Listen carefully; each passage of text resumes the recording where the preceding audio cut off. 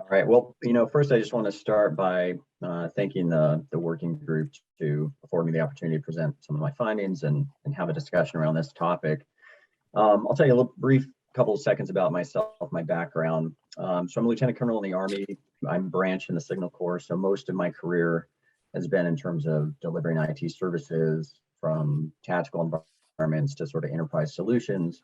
And over the last few years, I've been thinking a lot about development of artificial intelligence and applications of machine learning as it pertains to national security concerns, and was afforded this opportunity through the Advanced Strategic Planning and Policy Program to pursue my PhD in a topic that I could then bring back to sort of my day job when I returned back out of the academic setting, which led me to Carnegie Mellon, one for its noted work in machine learning, but also inside the engineering and public policy program, we sort of think deeply about what all this means in a context of supporting public policy decisions.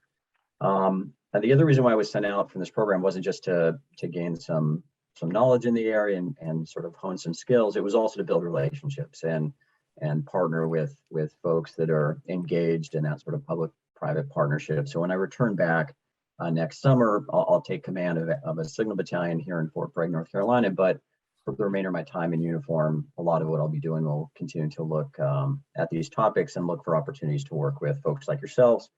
So again, I appreciate this opportunity to present.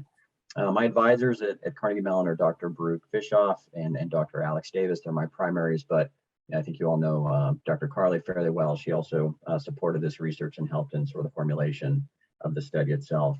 And then everything I present here obviously is non-attributional. It doesn't reflect the views of the Army, the DoD, or any other sort of organization. It's my own independent research. So with that, I'll begin with the topic of today is duped by bots, why some are better than others at detecting fake social media personas. And Ryan, before we begin, I just wanted to say thank you for making my job easier. I was going to introduce you. That's fine. The only thing that I would have added was we are really excited to have you here. Thank you for making yourself available.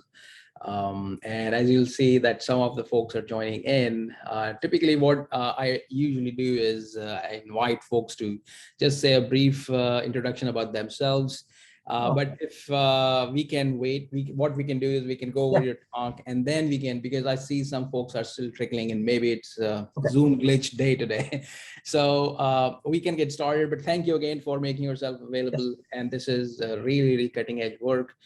You mentioned very briefly about your background, but I've had the opportunity to hear you and I believe also meet you at SBP conference one of the years. So I'm really excited to have you in the working group, and I'm sure the working group will learn from your work and how your work is bridging the technical aspect and the operational aspect of this problem. So please go ahead, and we will mute ourselves while you're speaking. If we have any questions, folks, please enter those in the chat window, and we will have a Q&A session after Lieutenant Colonel Ryan's talk. And then we will, I'm sure we will have a very lively discussion. Thank you again, Ryan. Please go ahead. Yes. Thank you for that add-on and orchestrating this endeavor. Okay, so here's the agenda. You guys have probably experienced this in the past, but if not, let's play a quick game. I'll have you look at a Twitter persona, Twitter user, and don't respond publicly, but just ask yourself, do you think this is either a human, a bot, combination of the two? You kind of investigate these things. I'd ask you to kind of keep in mind what it is that's telling you one way or another, why you're leaning one way or another. This is fundamentally the challenge that faces folks as they operate in online environments today. As they're encountering online users, they're conducting this kind of continuous Turing test, if you will, and they have to decide to the extent that they think they're interacting with real individuals, fully automated social bots, some combination of the two, or what have you. So the motivation for my research kind of stems from that start point. Obviously, you guys are very well aware that social bots have infiltrated many social media environments and ecosystems such as Twitter, Facebook, YouTube, Reddit, etc. And they're beginning to interact with humans in increasingly sophisticated manners.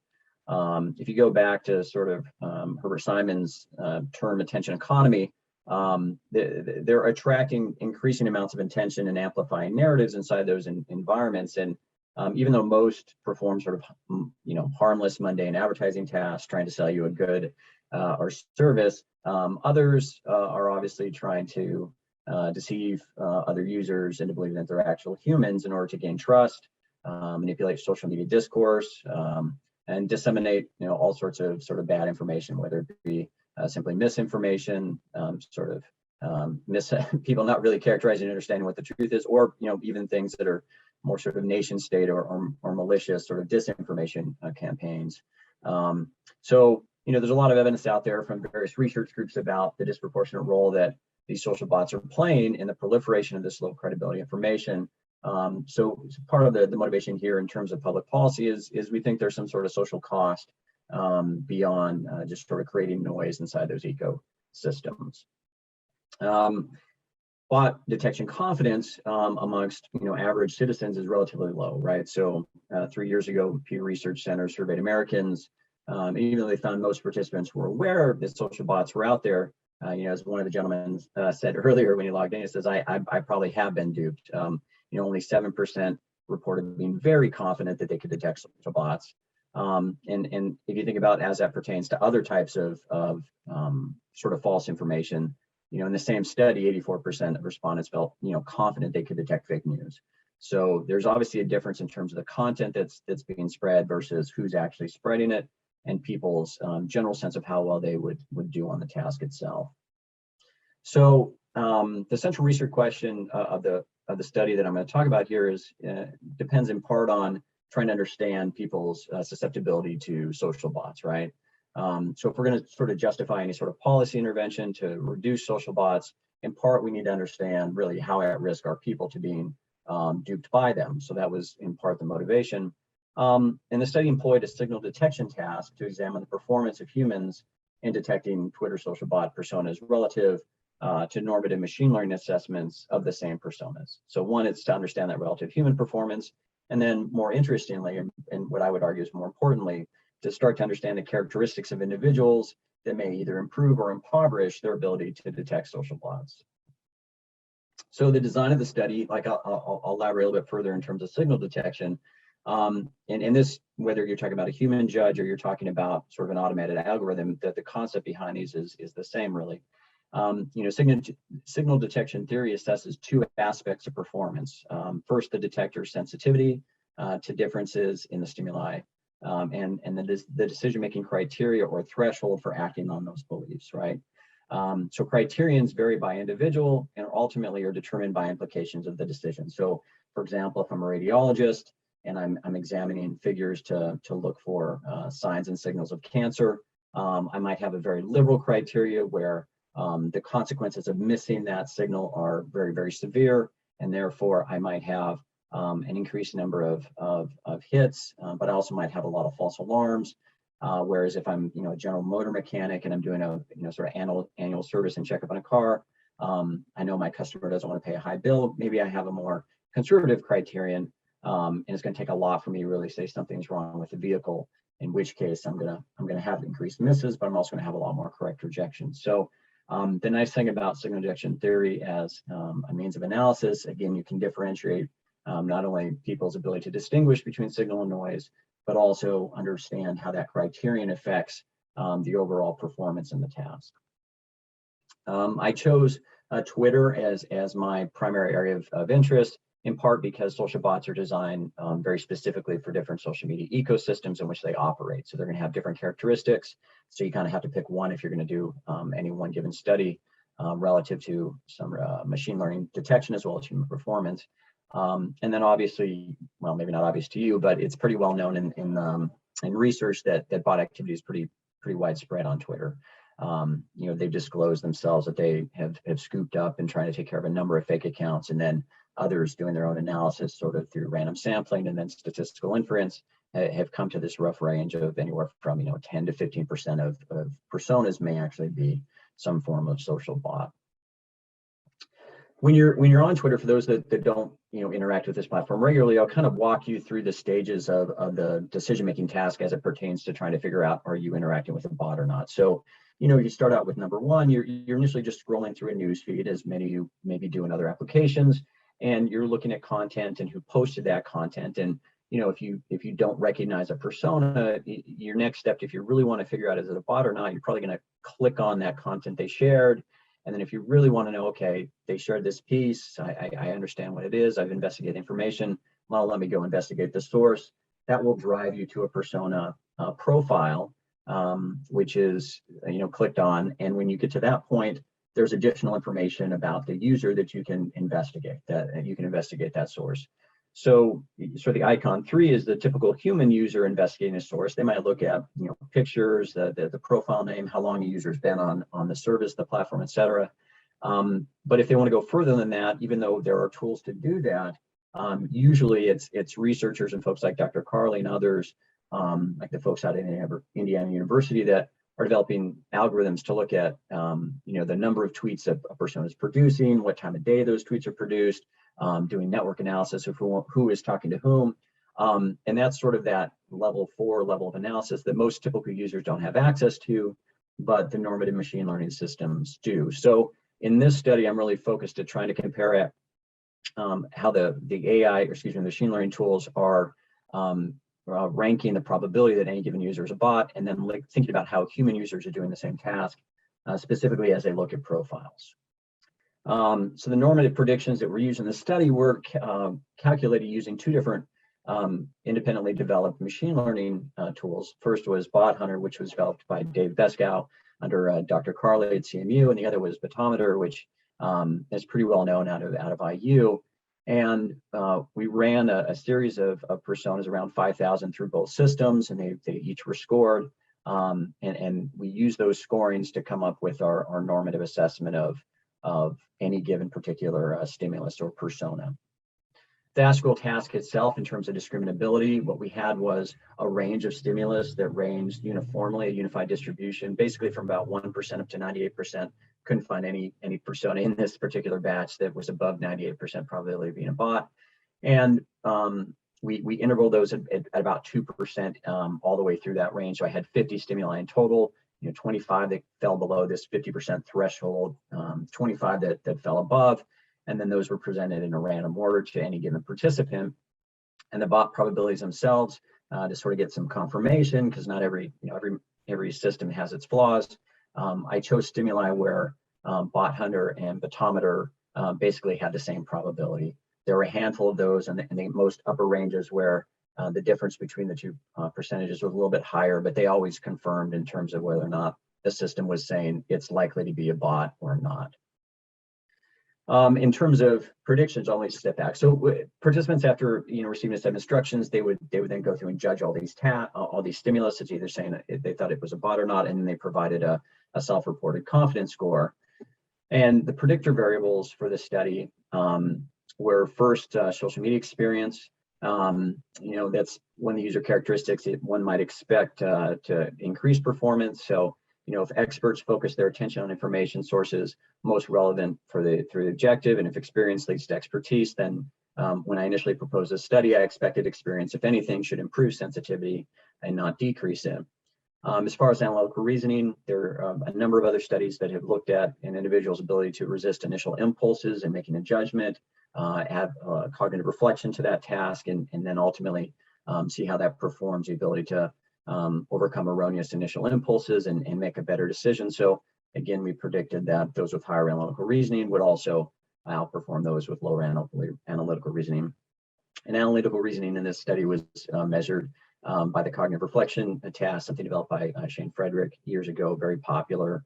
And then for social media experience, that was measured through a survey that was developed a few years ago that we implemented the same protocol for. And it measured things not only in terms of how long you've been on social media, the number of accounts, but also things such as how engaged you are, the number of times you access, and some of those kind of pro-type behaviors that would indicate having higher social media experience.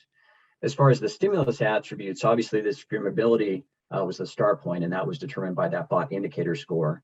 So the bot indicator score, the higher the bot indicator score, the more probable any given stimulus was to be a bot.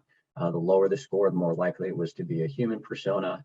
And therefore, as that bot indicator score increased, i.e. the signal increased, we'd expect to see a corresponding increase in sensitivity, and people more likely to respond that it was a bot.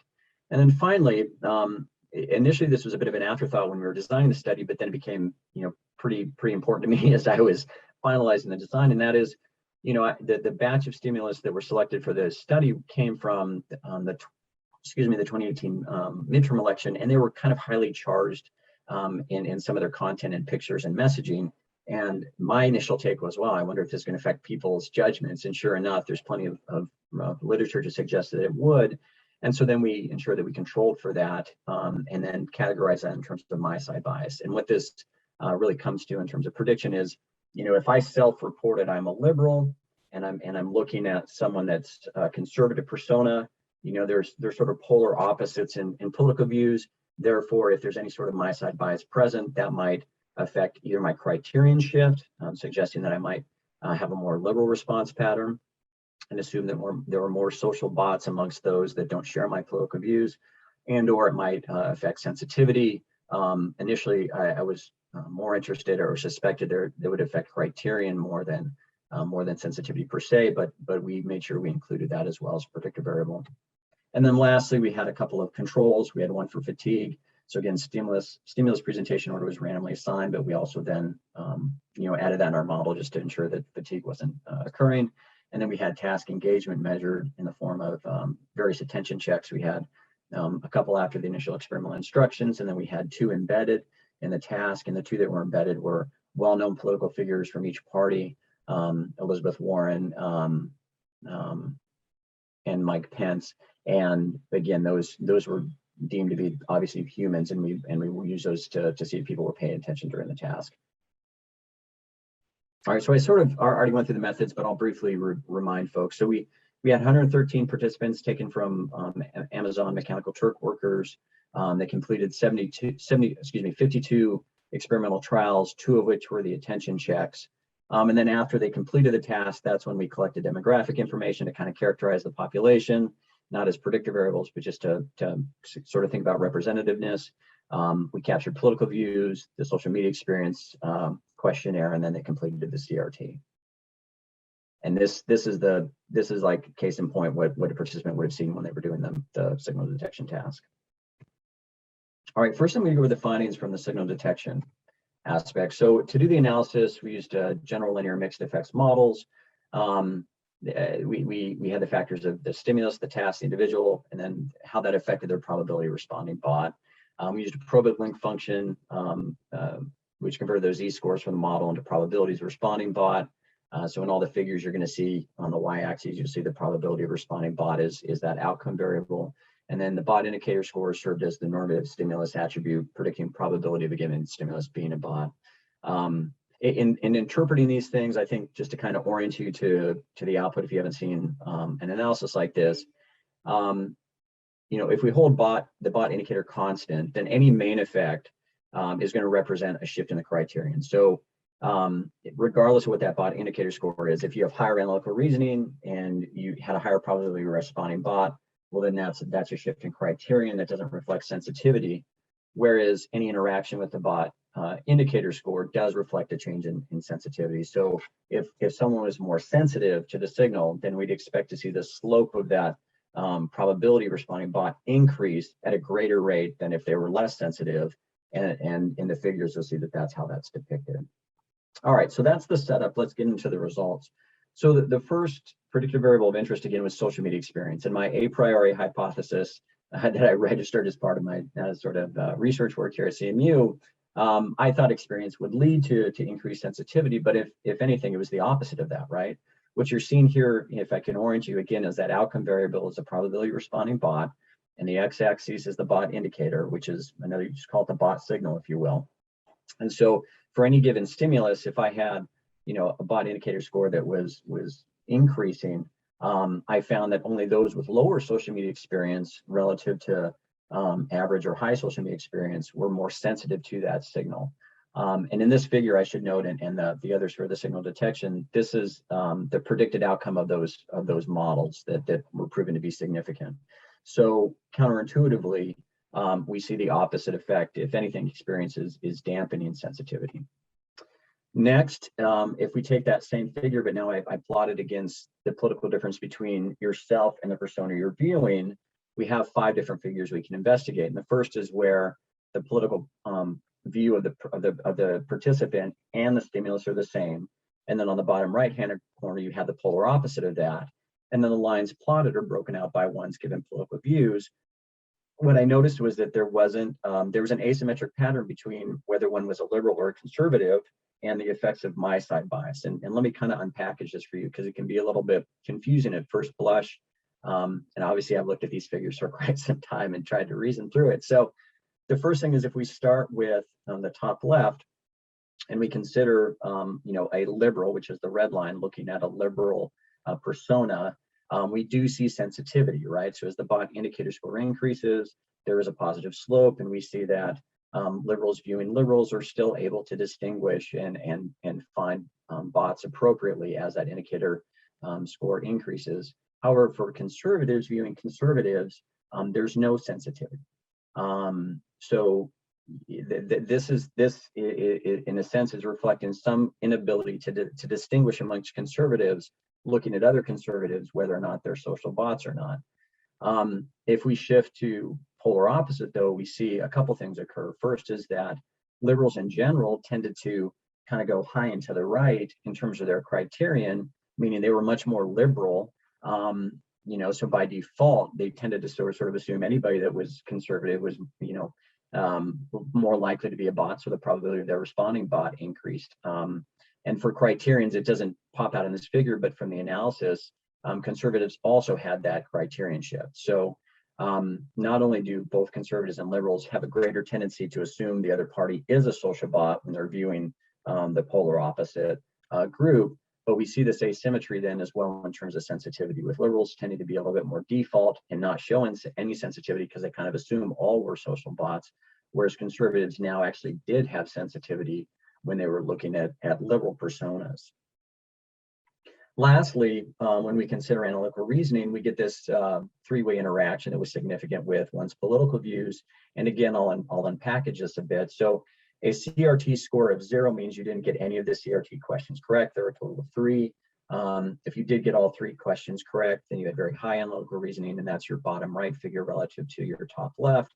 And again, as we look at the effects of analytical reasoning on signal detection, there's an asymmetry between conservatives and liberals. And this can't simply be explained because of differences between analytical reasoning between both groups. We looked at that, there was no significant difference. But it does appear that how one is using your analytical reasoning does affect their judgment in terms of the probability of responding bot.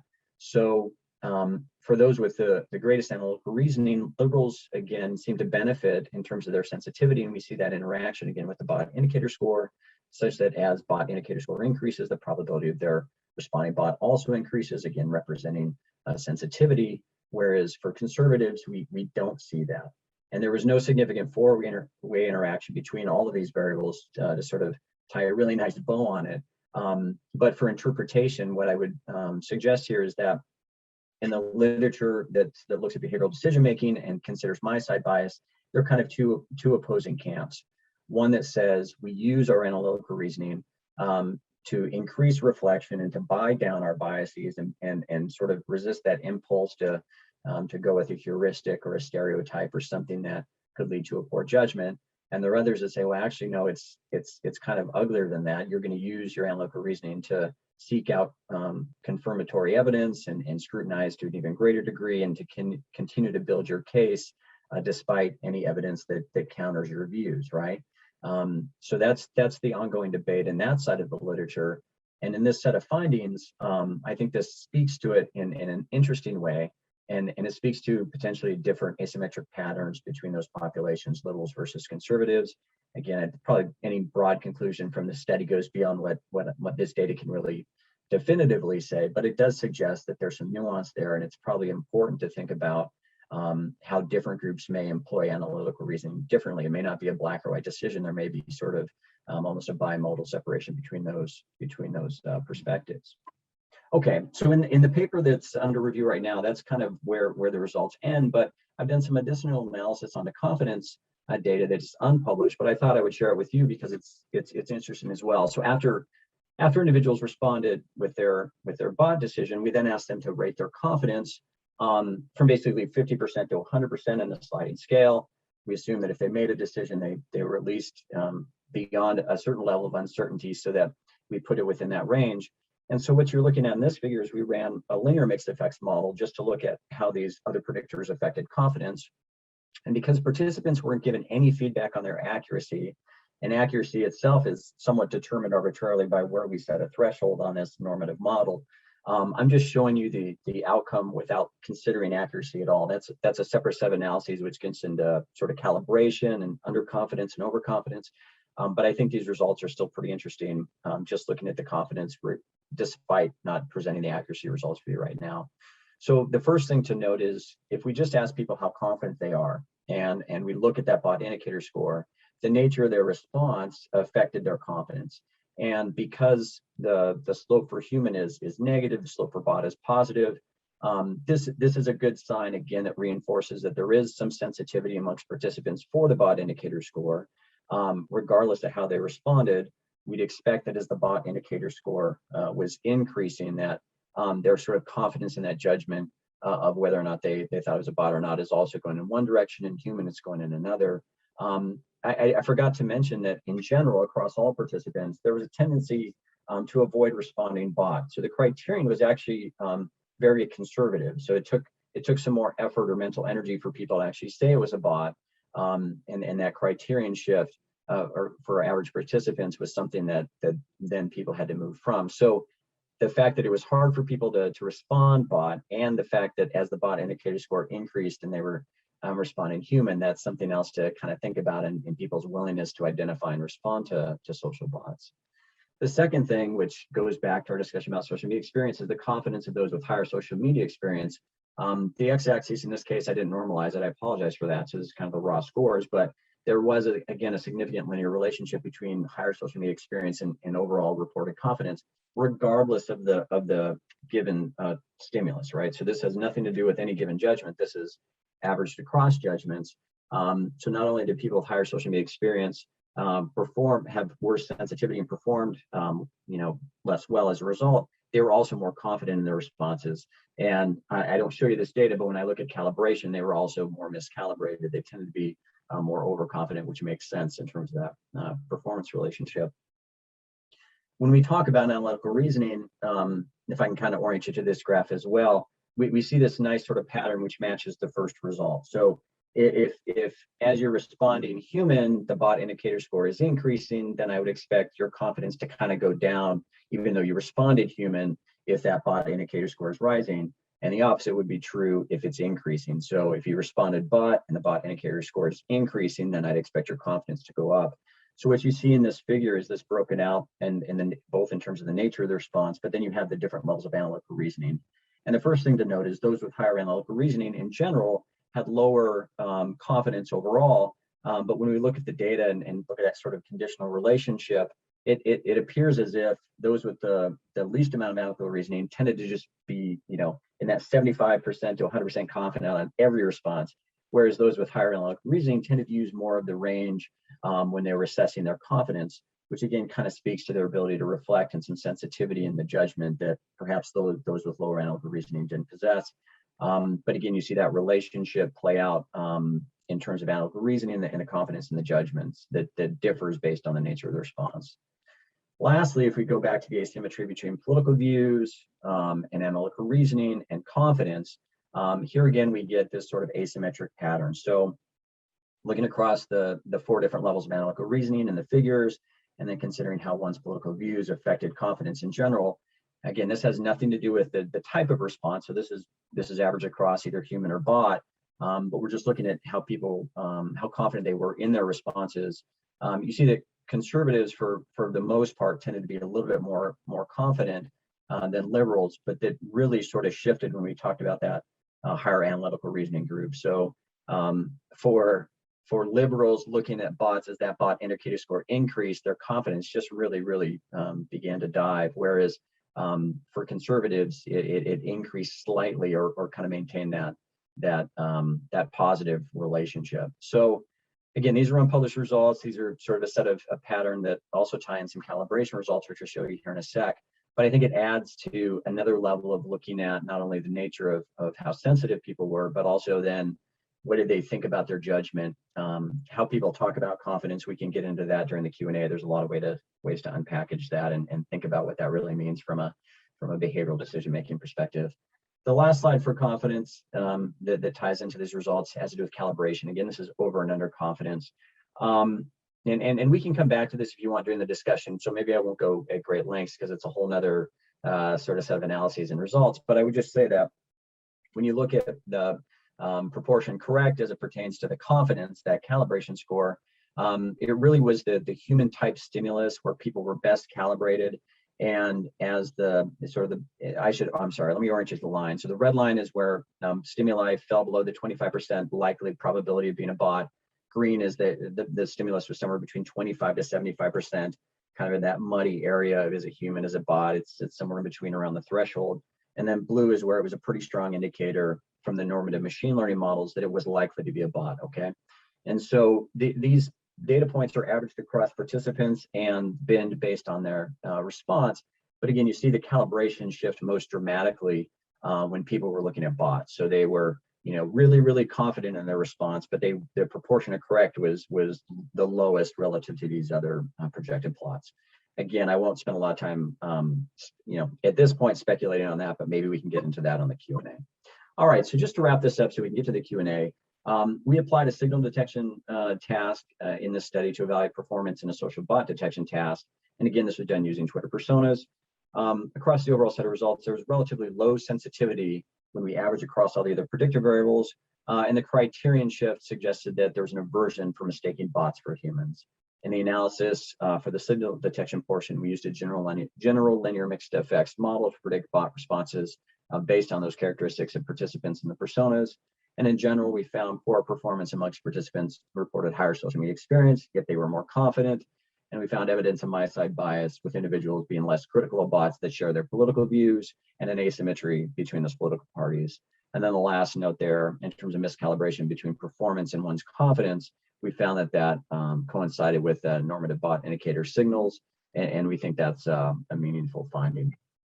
So some of the policy implications that this group might care about is one, these results do suggest that people have heuristics for detecting social bots, but obviously they still appear vulnerable to being duped by them. Moreover, measures of individual differences demonstrate that some may be more vulnerable than others, and we've already discussed that at length.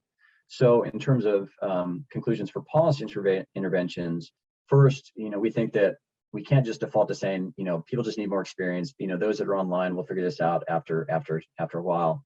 Either you have people going online that are just spending a lot of time there that are naturally not very good at this, or spending more time online leads to you being less good at it, right? Can't claim causation here, but obviously there's a relationship.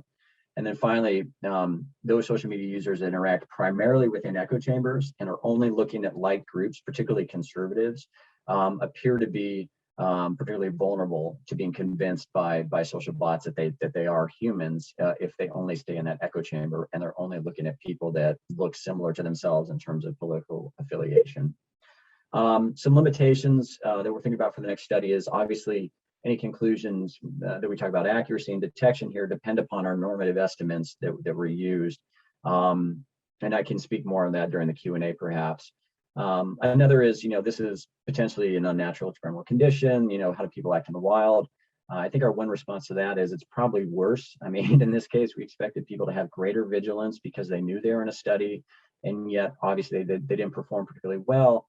And in terms of the criterion shift, I think it's also notable that, if anything, you might have expected that people would have defaulted to saying bot more often because they expected this as a study, and you're going to have more of those things introduced than not. And yet we still saw that criterion shifted to more of a conservative side. For future work, for my dissertation, I'm looking at a couple different things. In the next study, I'm really looking at this same type of decision task, but in a human machine teaming setting where we'll provide a one experimental group with some bot indicator scores and signals about the the probability of a stimulus being a bot. And then we're going to ask to what extent do they use those signals, both in their judgment as well as their confidence. And then we're also interested in looking at interventions improved to design, either sensitivity or criterion or both, and seeing what might be an effective approach for those that are trying to develop training aids and various intervention tools. So I want to close just again by thanking the folks that are on my committee, my advisors for their support, obviously the ASB3 folks for funding this endeavor, and then this group for allowing me to take your time and present my findings. And with that, I'll open up for Q&A. Thanks so much. Thank you, Ryan. It was always a fantastic talk, and it's great to hear the exciting work that you're doing. Let me start by asking a question, and then hopefully that will open up the floor for more discussion. This is very interesting work, and you have also showed us the next few years that can be spent on this work and digging more about the bots and how people perceive and get duped perhaps by bots.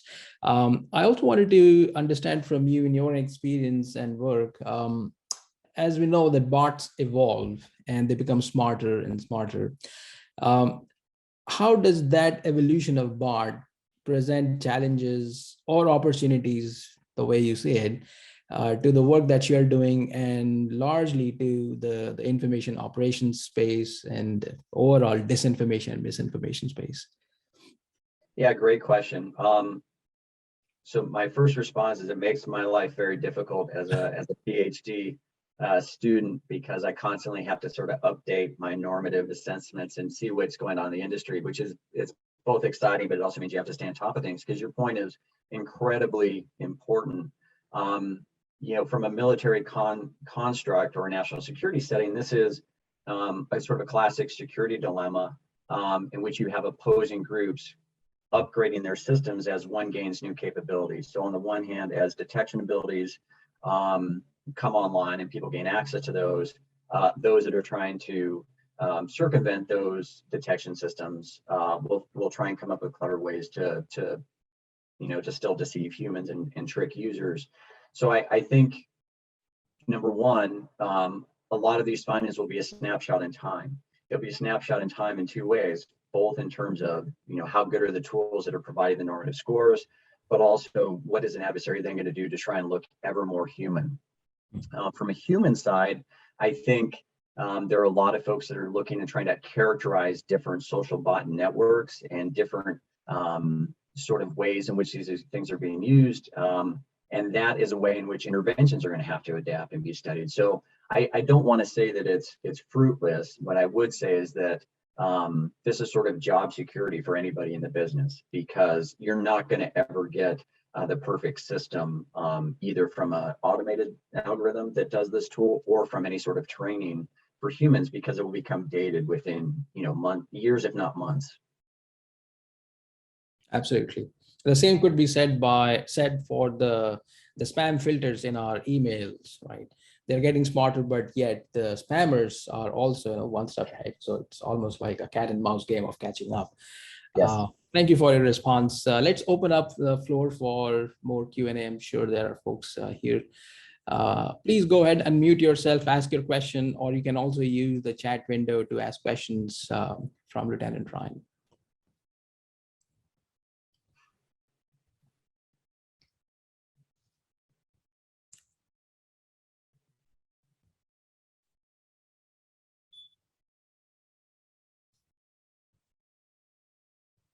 And while we're waiting for other folks to maybe type their questions, if I may ask another question, your study is looking at one of the most widely popular platforms, Twitter, and it is quite well known Twitter is infested with a lot of bots. And you have presented a statistic which is all the way up to almost 15% of Twitter users could be bots. But I want to take a step back and see how do you, or in this area, how have researchers looked at bots in other domains? Maybe it is Facebook or YouTube or other platforms that are probably equally, if not more, infested with bots. And then there are also other types of bots which are not just mimicking human behavior, but they're actually, creating content. So bots on YouTube that could create these fake videos, or bots on Instagram that could create these fake images that we call deep fakes and so on. So what's your response to that line of research, and how your work and largely the work in this community can address the emerging threats from those platforms? Yeah, there are kind of three things to unpackage in that question that I think are all very interesting. The first is that I think we're in an era where folks like myself are trying to gain a deep understanding with any given ecosystem, and we look inside that, and with the social media being one of those social media ecosystems, because each is nuanced and each has its own sort of platform provided information, access to sort of like the JSON data that comes off the surfaces that you can actually use for research, et cetera. And then obviously the nature of the interactions varies. So to some extent that's still very stovepiped. And to the extent that a social media platform is interested in partnering with an academic or a researcher, it's probably the limiting factor right now in terms of where and what people are doing. Speaking from experience, I think some platforms it's just easier to kind of figure out how to pull data off that you can use in a meaningful way, right? The second thing that I think is perhaps a really under-researched area and super important is this idea of cross-contamination or cross-pollution. And from someone doing policy analysis like myself, we're very much interested in capturing and understanding the social costs of the potential harm. And an economist would then try and quantify that in terms of either dollars or using again Simon's attention economy, and come up with some sort of metric for that. But another way in which people like in the engineering public policy world look at pollution in general is you think about like cross-border contamination, right? So if you think about, okay, I'm in Ohio and there's a coal burning plant there, well, that's not just affecting Ohio, so that's why you need a federal agency to kind of govern this. We also see bots that are obviously taking content from Twitter, passing it onto Facebook, taking it from Facebook, passing it onto YouTube, et cetera. And I haven't seen a lot of people looking at that. So I think that would be a really, really great area if you want to get a true understanding, particularly from a national security perspective that's trying to understand nation state or really sophisticated information operations. And then the third thing, which is an even deeper sort of AI machine learning question, which is using really sophisticated tools to create content and really mimic users in ways that aren't simply automated messaging. That in itself is its own sort of bevy of Turing test, and that's in part where I initially came at this from, because I was interested in that, particularly in terms of natural language generation. And there was a question, well, how do you study it in what environment, and how do you actually get through what you need to get through to try and get a result? And I think that area is one in which there's a lot of work in terms of competition versus collaboration versus really just sort of exploitation of the tools for ways to rapidly get ahead of producing any type of content that a human can produce. And that's, you read guys like Max Tegmark and sort of people looking at Life 3.0 and the future of digital sort of metaverse type topics. I think that's its own bevy of research questions. And it's something where we should I assume that there's a trajectory headed that way, and that it will be ever more difficult to detect the difference between human and machine created digital content. Thank you so much for that elaborate response. We have a question from Dr. Shannon McKean. He thanks you, Lieutenant Colonel Ryan. And he asks, is there information on platforms policing bots and helping users? Are there platforms that are safer? Yeah, it's a mixed bag, right? If you, when you watched after January 6th, okay, I think that every platform had to react to concerns about not just automated tools, but fake news, and then obviously sort of this rise of extremism, and then how all this gets mixed together to affect public perception of truth, right?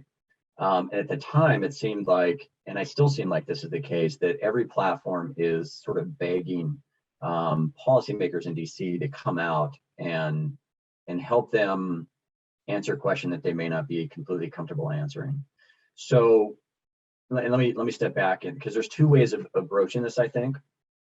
One, there's platforms trying to buy down misinformation, which sounds a lot like information control, which sounds a lot like freedom of information. And then, a policy, I wrote a policy essay that looked at this challenge of society having to establish its own threshold in this signal detection task.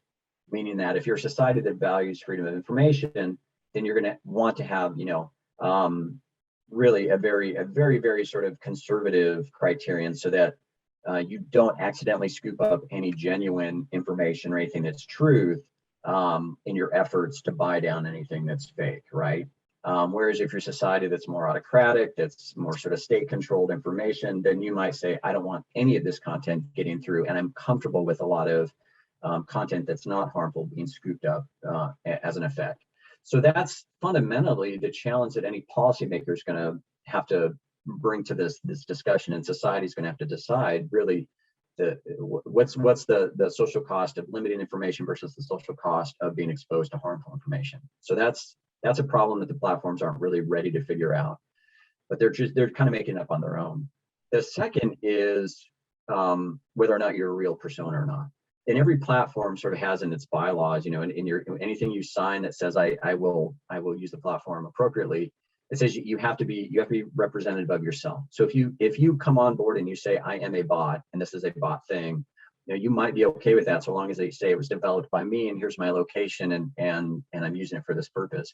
But if you do anything that's deceptive, the platforms will kick you off. And the reason why it's hard to find information about that to really be more direct in your question is because to the extent that a platform reveals how many bots are on its platform, it buys down the credibility that it's actually has users on there that are interacting with content, and that affects their marketing dollars, right? If you saw the stuff that just came out of Apple's privacy limitations and how it's affecting Facebook and WhatsApp and others that use those metrics to glean information and then sell you ads, it's having a big impact on advertising dollars inside those adjacent platforms. So there's a lot of hesitancy, I think, amongst the platforms to reveal that information because it may suggest that you're really not having the impact that you think you are when you're spending your advertising dollars on that platform.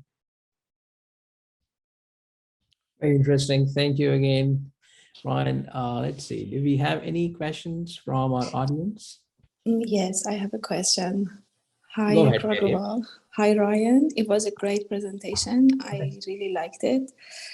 I'm doing some analysis by using Botometer to understand some users in Twitter. The method that I use, there is a threshold to know that how confident you are in detecting the bots. Did you have the same thing in your method or no? Yeah, so there's two ways of looking at that, and yes, I did. And so what I did is we pulled out basically Botometer's probability, and this is from 2-3 years ago, and I know they update their models, but at the time for the personas we used, we pulled out those probabilities based on their scoring. And then as I mentioned, and that was our secondary. Our primary was Bot Hunter, so we use that as it does the same type of thing.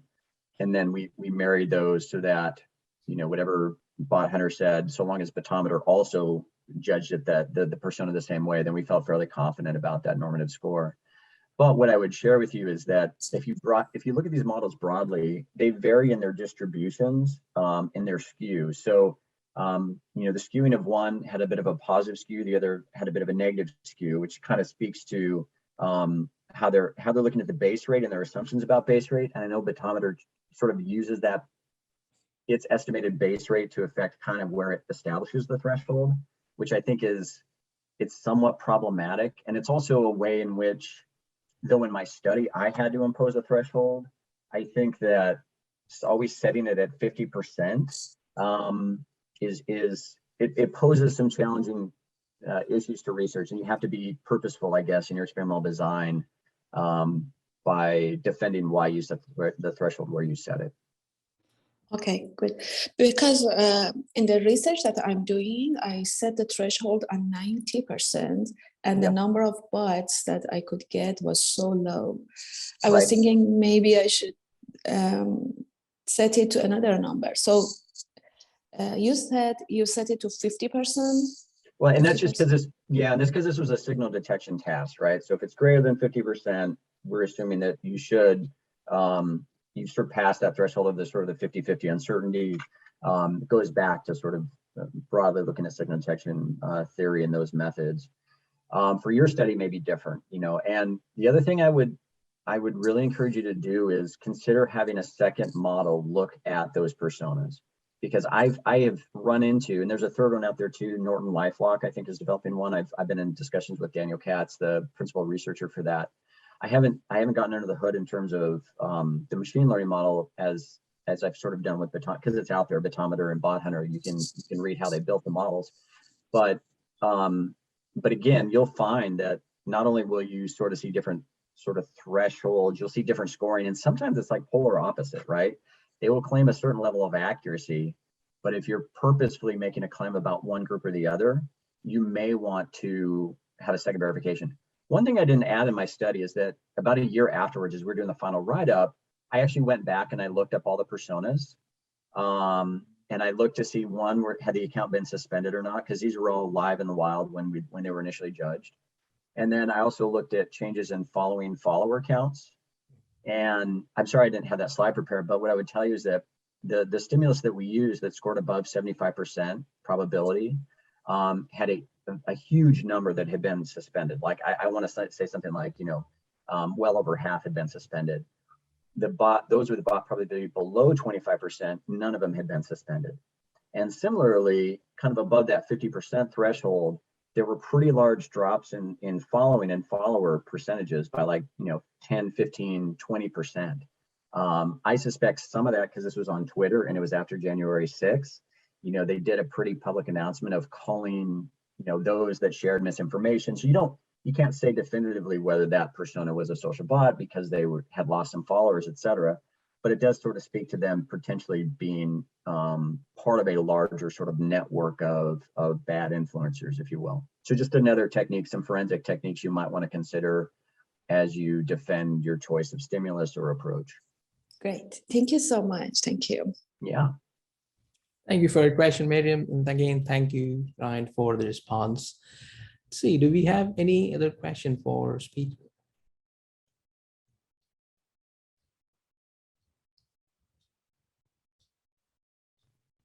All right. Okay. Well, again, thank you so much, Ryan, for speaking to the working group. It was a pleasure. And I'm sure there will be folks who will reach out to you after this and ask for copies of your publications or your future work. So stay in touch, and thank you again. Thank you everyone for joining this morning for the working group. And we'll see you in a month from now, and have a great rest of your day. Thank you for the time. I appreciate the opportunity. Take care.